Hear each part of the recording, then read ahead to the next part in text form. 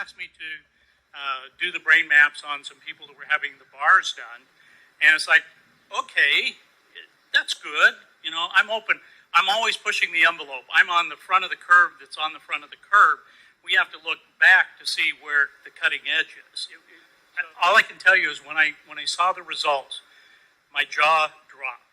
I was so astounded. And you got to remember, I've been doing this for 16 years. I have seen brains of every kind and all different kinds of conditions. This is the very first time that I've ever seen a brain do what we are about to show you. I mean, I was blown away. It takes a lot to blow me away. This blew me away.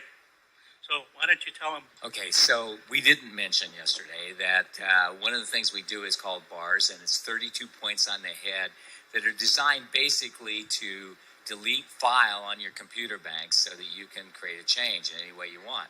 So everything, you know, the bars are a soft touch. You put on particular points of the head. These release the thoughts, feelings, emotions, considerations, and attitudes you've stored in any lifetime. And the end result is, you know, worst case scenario, your whole life changes. Best case scenario, you feel like you had a great massage. We have several different databases, ways that we can look at this information, and that adds a level of credibility and reliability. And so I'm going to show you all the different ways that we measure this. So we take an EEG, we put the cap on their head, and we measured all 19 electrodes. We did eyes closed, brain on task. Then they did the bars, and then we did it again right immediately after. Put the cap back on their head, measured eyes closed, brain on task. And I'm going to show you what happened. This is a normal brain map. And so this one is before. This was, and you can see the red area that's lit up. That's the area that we identify as PZ. And it's showing that it's, you know, roughly 3 standard deviations above what would be considered normal. So they did, I think it was an hour and a half of running the bars. And then immediately after that, we did it again. And here's what it looks like. Can you see a difference? Yeah, all right. So this was one measure that we were able to look at. Let's take another glance at something. It's called S-Loretta, and that stands for Scientific Low-Resolution Electromagnetic Tomography. But forget about that. Here's what it looks like. It came out showing us here, pointer down here where this little red line is, and this area is PZ. That's where it was lit up before. We have a different scale, and down here it's showing us that yellow is 3 standard deviations above what's normal. Well, we know it's at 2.7 hertz. It's in the delta range, so it's a low frequency, but down here it says it's 4.97. So it's almost 5 standard deviations above what is considered normal. It is off the scale of what we're seeing here. So here after is what it looked like. See, you can see the dark color here is the normal range. It's also saying that the change happened at 2 hertz. Okay, well, that's all well and nice. There's another part that we look at here that is called the S-Loretta part here. And it gives us a triangulation. So we have what's called an x-axis, this black line here. Then the one pointing up in the air is a y-axis, and then we have a z-axis. So we get this triangulation. It's showing us exactly where. And you see this stuff here in the back of the brain? Well, that's PZ. That's where you just saw, you know, it all lit up. So here's the after. It's gone. It's gone. This doesn't happen in my world of measuring brains. Not in a matter of a few minutes. Now, being the scientist I am, that's not good enough for me. That's great, but I want to see it in action. You want to see it in action? For real? All right. So here's the brain, the area PZ that we're looking at there. And you can see the red coming in and out, that sort of thing. This is the playback of the EEG. So we've taken her eyes closed EEG, and we're now playing it back. So I went through and pulled out the pieces that I wanted to show, and they said, okay, make this little movie for me and show it. Now let's look at the after as well. Okay, so here's the after. All right, so that's the after. Let's go to the before. You see it? There's the before. We see all the red there. Then afterwards, we see this.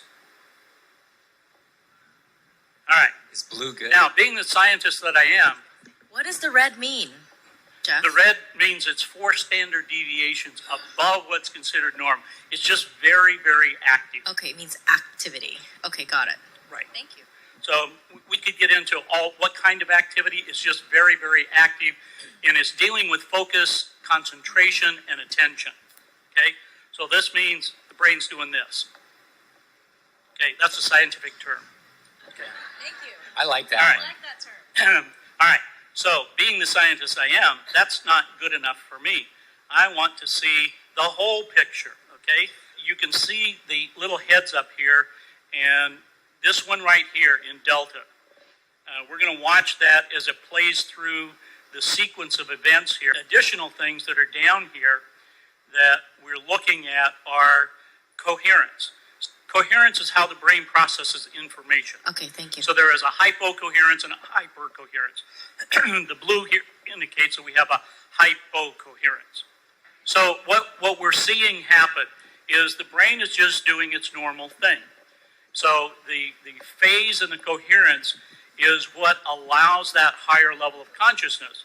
So in measuring thousands of advanced meditators over the last couple of years and talking to them and looking at their brain maps, we've been able to determine that this relationship between phase and coherence is very important. We've also done some things with heart map where we've had people wear this heart device for 24 hours, and we would map them during the brain when they were doing meditations.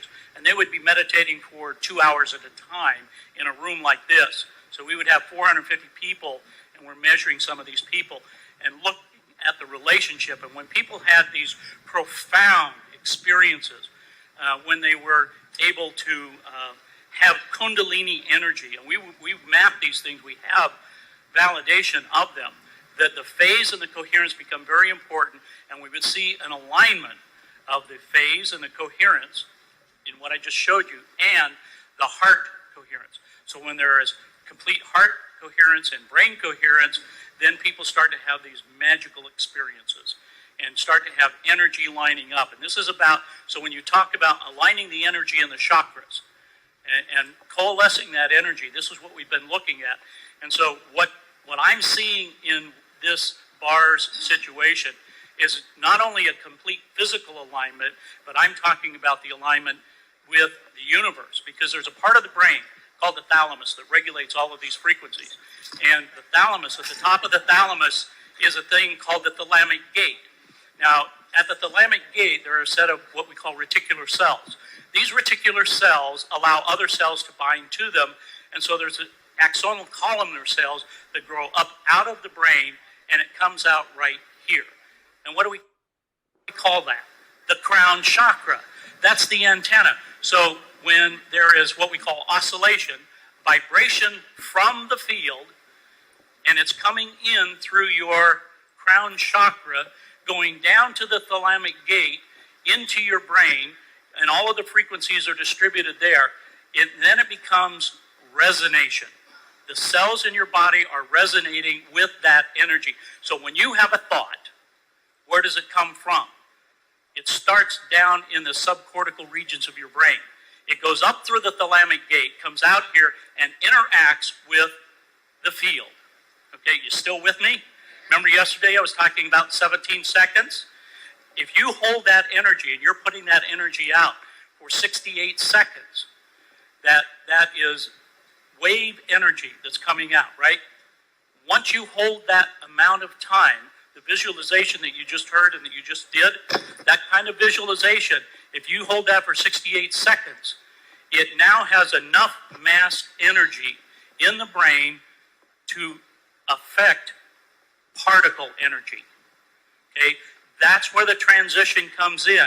So the longer you hold these thoughts, the longer you work with them, whether it's visualization, mind movies, whatever your technique is, the power of that is absolutely astronomical. Now, to be able to coalesce that energy and to bring it together, and what I just showed you is absolutely possible. And I believe we only have, the one person that we processed so far. But as a scientist, I can tell you with what I've seen over the last 2 years and the thousands of people that I've worked with, this is absolutely amazing. And I'm sure that each and every one of you have the ability to harness this energy, to start working with that within yourselves, because it's not the magic of the science. The science just helps you let you know what is happening and how it's happening to you as an individual.